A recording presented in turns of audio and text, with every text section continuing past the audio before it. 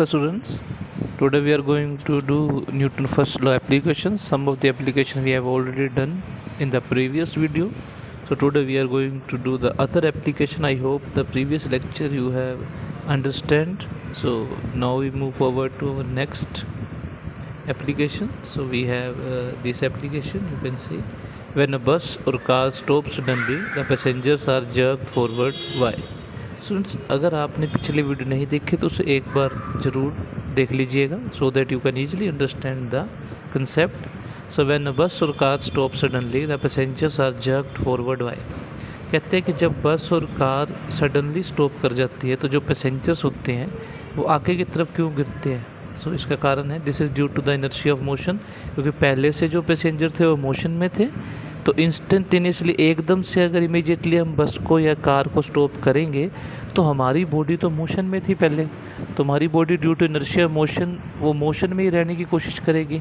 तो बस या कार तो रुक जाएगी लेकिन हमारी body due to inertia motion motion में ही रहेगी, इसलिए आगे की तरफ हम गिर जाएंगे. We will fall forward. Next, when a bus और car turns a sharp corner we tend to fall sideways. देखो साइडवेज सॉरी.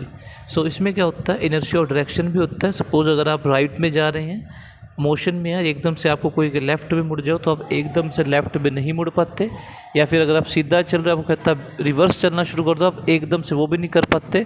तो due to inertia of direction we can't change our state immediately. थोड़ा सा time लगता है state को change करने में. सो देखो this is due to inertia of direction that our body tend to continue moving in a straight line. अगर हम स्ट्रेट लाइन में चल रहे हैं तो हमारी बॉडी स्ट्रेट लाइन में ही चलना चाहेगी. तो अगर मान लीजिए आपने कार या बस में बैठे, जब हम हिली एरियाज़ में जाते हैं अगर हम एकदम से शार्प टर्न लेते हैं लेफ़्ट की तरफ, तो कभी आपने देखा होगा कि अगर हम कार में बैठे अगर हम शार्प टर्न लेफ़्ट की तरफ लेते हैं तो हम लोग राइट की तरफ गिरते हैं. क्यों? हमारी बॉडी अपोज करती है उस डायरेक्शन को. नेक्स्ट है why it is dangerous to jump out of a moving bus. देखो मूविंग बस, अगर बस चल रही है एकदम से आप उसमें से जंप करेंगे तो क्या होगा, हमारी बॉडी मोशन में थी due to inertia of motion, तो हमारी बॉडी मोशन में ही रहना चाहेगी. सो सपोज अगर आप बस से उतर भी जाते हैं still your body tends to remain in motion, तो हम एकदम से रुक नहीं पाएंगे. अगर हम उतरेंगे तब भी हम थोड़ी देर तक ऐसा लगेगा कि हम चल ही रहे हैं. In a game of carrom board के गेम में क्या होता है, जो स्ट्राइकर होता है अगर आप बॉटम कॉइन पे स्ट्राइकर को मारते हैं, जो नीचे वाली वो आप गिटिया जिसे बोलते हैं कैरम बोर्ड की, तो अगर आप बॉटम वाले कॉइन पे मारते हैं तो जो बाकी कॉइन होते हैं वो या तो ऐसे ही रहते हैं या फिर नीचे गिर जाते हैं. ये भी due to inertia of rest है, आप पढ़ लीजिएगा. एक ये देखिए, ये सिंपल है. देखिए when we hold the tray containing water filled tumbler and turn around fast then the water spills. क्यों गिरता है पानी? अगर हम लेफ़्ट की तरफ एकदम से मुड़ेंगे तो राइट की तरफ पानी गिर जाएगा. बहुत सिंपल है, इनर्शिया ऑफ डायरेक्शन. नेक्स्ट आप देख सकते हैं it is written that Y groove is provided in a saucer for placing the tea cup. आपने कभी देखा हो ग्रूव्स प्रोवाइड किए जाते हैं सोसर में प्लेसिंग द टी कप. जो टी कप जहाँ हमने रखना होता है वहाँ थोड़ा सा एक ना ऐसे ग्रूव से प्रोवाइड होता है ताकि वो टी कप उसमें पूरी तरह से ऐसे एडजस्ट हो जाए, और अगर झटके लगे भी तो वो आपकी चाय गिरे ना, वो फिक्स हो जाता है ग्लास उसके अंदर. नेक्स्ट टॉपिक है मोमेंटम. मोमेंटम स्टूडेंट सिंपली क्या होता है, जैसे हम बात करते हैं ना किसी ऑब्जेक्ट का मास ज़्यादा है तो उसका इफेक्ट, वो किसी चीज़ से टकराएगा तो उसका इफेक्ट ज़्यादा होगा.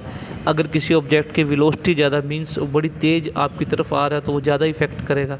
मोमेंटम उन दोनों का प्रोडक्ट होता है. Means it is defined as the product of mass and velocity of the object.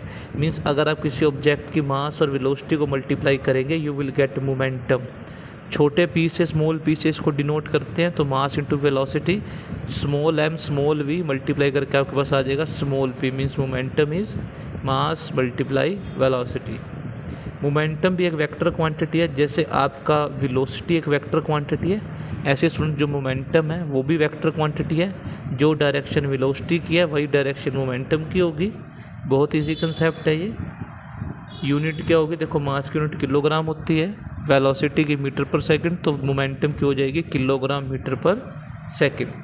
अब आप ये देखो कि अनबैलेंस फोर्स लगाने से we already understand the concept in the Galileo interpretation that unbalance force चाहिए अगर वेलोसिटी चेंज करनी है ऑब्जेक्ट की.